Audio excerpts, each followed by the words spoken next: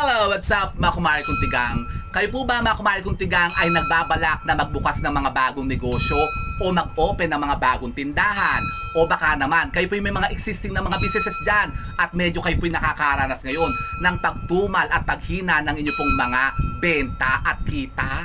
Nako, alam niyo po ba mga kumari kong tigang na meron tayong magagawang isang napaka-powerful na manifesting ritual na magpapanumbalik ng dating lakas ng ating mga businesses na yan. Paano? Ganito po mga kumari kong tigang.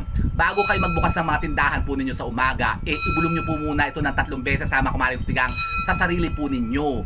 Ang salitang Aleblum. Aleblum? Opo mga kumari kong tigang. Babanggitin nyo lamang yan ng 3 beses mga kumari kong tigang bago kayo mag-open po ng mga tindahan po ninyo. At makikita nyo, buong araw ay talagang dadasagasin kayo. Dadagasain, leche.